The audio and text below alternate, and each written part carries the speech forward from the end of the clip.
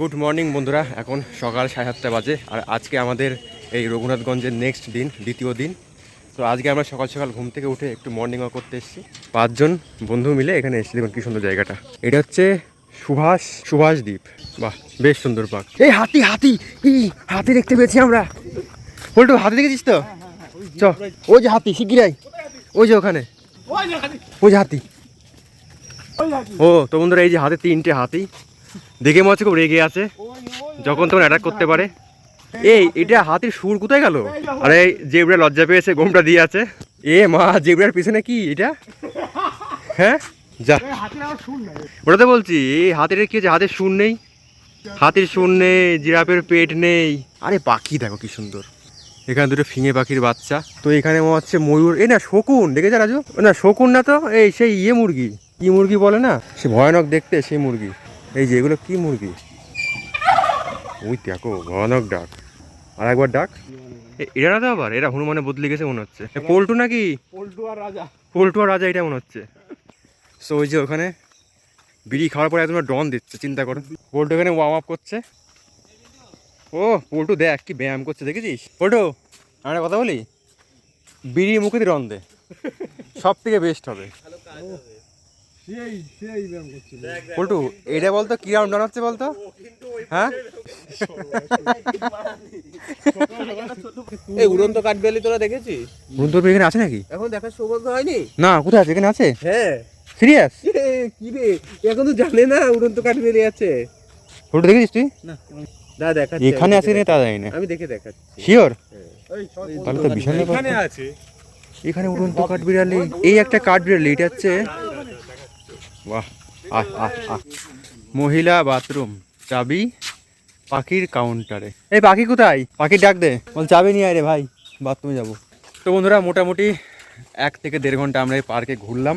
এবার আমরা যাব আবার রুমে। সেখান থেকে রেডি হয়ে তারপরে আমরা আবার বেরিয়ে যাবো আমাদের বাড়ির উদ্দেশ্যে। তবে যাই বলো, জায়গাটা কিন্তু পুরো জায়গাটা কেমন লাগলো বল? দারুণ ভাই, দারুণ না? বিশাল বড় এরিয়া, পুরো গাছগাছালিতে ঘেরা, ঠান্ডা, অক্সিজেনে ভরপুর। তাহলে শম্ভু, চললাম। অনেক দিন ধরে বলছিলি শম্ভু আয় আমাদের এখানে আয়, ঘুরে যা। ফাইনালি আজকে এসে ঘুরে গেলাম। টাটা শম্ভু, আয় ওঠ, আসলাম, ফোন করবো। হ্যাঁ। সো আমাদের এখন প্রথমে গাড়িতে হাওয়া দিয়ে নিতে হবে। New Munna auto service. তোর দোকান নাকি রে এটা? তোর নাম লেখা আছে, মুন্না অটো সার্ভিস সেন্টার। তো বন্ধুরা, আমরা রঘুনাথগঞ্জ ছেড়ে এখন বেরিয়ে যাচ্ছি। এখন সামনের পুরো ট্রাফিকের জ্যামটা কাটতে পারলেই হলো, তাহলেই আমরা হাইওয়ে ধরে নেব এবং সেই হাইওয়ে থেকে পুরো টান চলে যাবো একদম সারগাছি, 60 কিলোমিটার এখান থেকে। কিন্তু এখন সব থেকে বড় ব্যাপার হচ্ছে এই শহরের জ্যামটাকে কাটিয়ে বেরোনো। তো বন্ধুরা, এই হচ্ছে রঘুনাথগঞ্জের মেন জ্যাম। দেখুন কি জ্যাম, মানে মানুষের থেকে টোটোই বেশি, এত জ্যাম, বাপরে বাপ, কি অবস্থা। হ্যাঁ, আমি কখন থেকে মানে মোটামুটি 15-20 মিনিট ধরে আমি এইভাবে যাচ্ছি, এগোতেই পারছি না কিছুতেই। তো বন্ধুরা, এখন ঘড়িতে সময় হচ্ছে 10:26, আর আমরা দেখি কতক্ষণের মধ্যে সারগাছি পৌঁছতে পারি। সারগাছি আশ্রমে আসা তো করা যায় 2 ঘন্টার আগেই, মানে 10:26, তো 12টার আগে পৌঁছে যাবো। দেখা যাক কি হয়। তো বন্ধুরা, আমরা এখন চলে এসেছি বহরমপুর বাইপাসে। এখান থেকে বহরমপুর আর মোটে হয়তো 7 কিলোমিটার হবে ভেতরে। বহরমপুর চলে যাবে ভেতরের দিকে, আর আমরা যাব এই দিকটায় বাইপাস। এখন ঘড়িতে সময় 11:16, মানে খুব একটা বেশি টাইম হয়নি। তো বেশ ভালো স্পিডে আমরা এগোচ্ছি। এই যে এই ভেতরে গেলে বহরমপুর।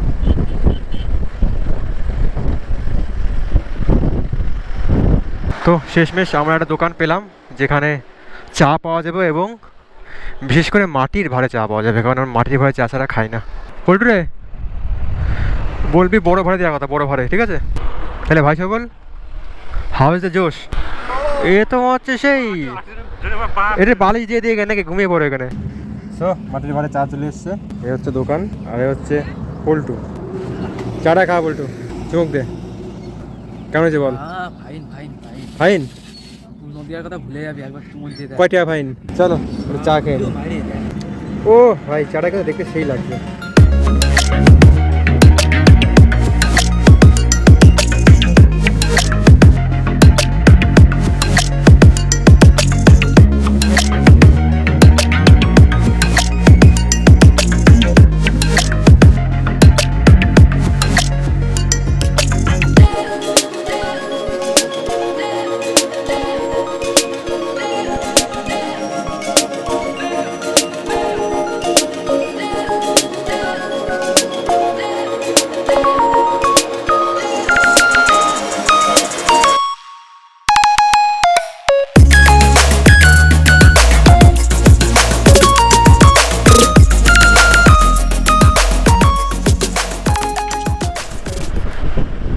বন্ধুরা আমরা পৌঁছে গেছি সারগাছি। এই হচ্ছে সারগাছি রামকৃষ্ণ মিশন। এখানে মোটামুটি আধা ঘন্টা থাকবো। এইখানে আমাদের সঙ্গে যে ছেলেটা আছে রাজু, ওর ভাই এইখানে সন্ন্যাসী হয়ে থাকে গত 3-4 বছর হলো, তাই জন্য ও ওর ভাইয়ের সঙ্গে দেখা করতে এসছে। তো এই হচ্ছে সারগাছি রামকৃষ্ণ মিশন। দেখুন এখানে কত সুন্দর ফুলের গাছ। দেখুন এগুলো হচ্ছে পদ্ম ফুল।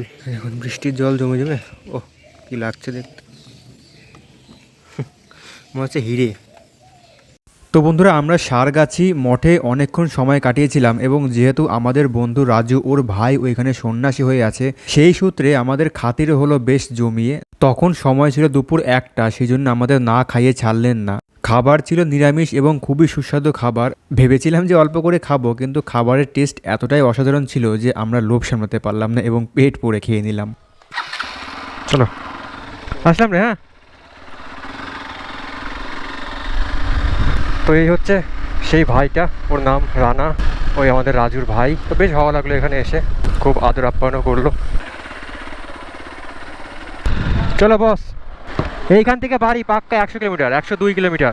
Let's go.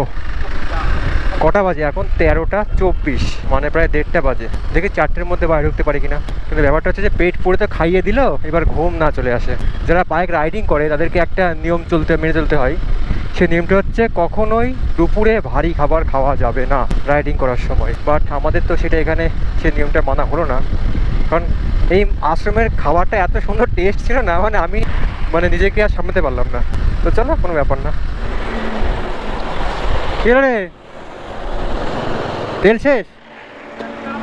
পুরো শেষ, পুরো শেষ? গাড়ি কি বন্ধ হয়ে গেল এখন? আর সামান্য একটু গেলে কিন্তু ডান বাঁ দিকেই আছে, সামান্য। ওই দেখাচ্ছে, ওই দেখ পেট্রোল পাম্প। ওই দেখ, সামান্য একটু দেখতে হয় নাকি, তাহলে আমি পা দিয়ে দেখি ঠেলতে পারি নাকি দেখি। হ্যাঁ, যাবে যাবে যাবে যাবে, এক টান চল।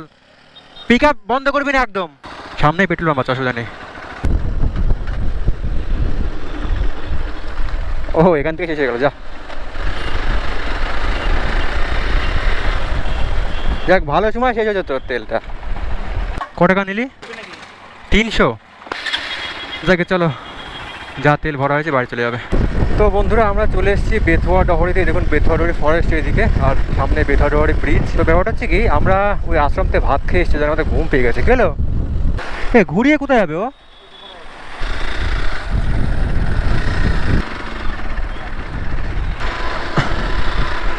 তো এখানে আমরা এখন একটু চা খাবো।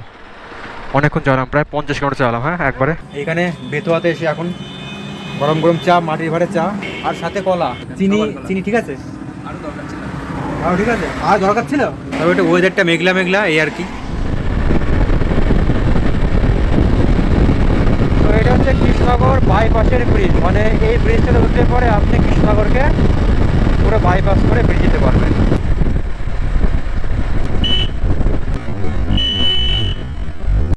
তোমাকে দাঁড়াতে বললো যে, দাঁড়া না কেন?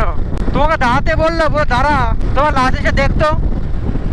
তো বন্ধুরা এখন ঘড়িতে 4:07 বাজে, আর আমরা ফাইনালি চলে আসলাম আমাদের বাড়ি ফুলিয়াতে। এই যে লেখা রয়েছে ফুলিয়া।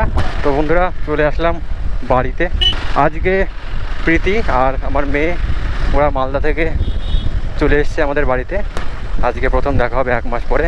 চলো দেখি আমার মেয়েকে 1 মাস পরে গিয়ে দেখি কেমন রিয়াকশান দেয় আমাকে দেখে।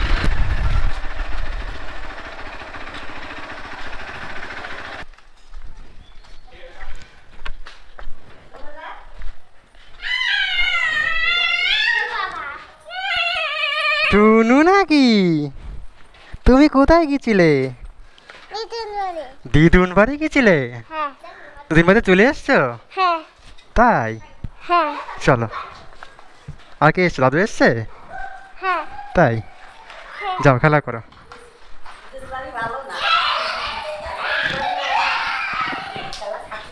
তো বন্ধুরা এই ছিল আজকের ব্লগ। আমার নতুন বাইকটা নিয়ে একটা ছোটখাটো লং ট্যুর করে আসলাম। আসলে আমরা 2-3 মাস পরে একটা বড় লং ট্যুরে যাব, যেটা হচ্ছে আমাদের এই কলকাতা থেকে মেঘালয়া, প্রায় 10-12 দিনের ট্যুর হবে। তো সেই ট্যুরেরই আজকে একটা ছোট ট্রায়াল হলো, আর নতুন বাইকটা নিয়ে একটা ছোট লং ট্যুর করার ইচ্ছে ছিল, তো সেটা হয়ে গেল। তো বন্ধুরা আশা করি তোমাদের আজকের এই ব্লগটা খুব ভালো লেগেছে। ভালো লাগলে অবশ্যই ব্লগটাকে একটা লাইক করে দেবে। আমি জানি যে তোমরা ভিডিওটা পুরোপুরি দেখো, কিন্তু ভিডিওটা লাইক করতে ভুলে যাও। তো সেজন্য প্লিজ ভিডিওটা একটা লাইক করে দাও। আর যদি এখন চ্যানেলটা সাবস্ক্রাইব না করে থাকো তাহলে সাবস্ক্রাইব করে দাও, কারণ আমরা খুব শীঘ্রই 10,000 সাবস্ক্রাইবার আমরা কমপ্লিট করবো। তো সেজন্য যদি এখন সাবস্ক্রাইব না করে থাকো তো তাড়াতাড়ি সাবস্ক্রাইবটা করে দাও। তো বন্ধুরা আজকের মতো এই ব্লগটা এই পর্যন্তই। দেখা হচ্ছে তোমাদের সঙ্গে আবার নেক্সট ব্লগে।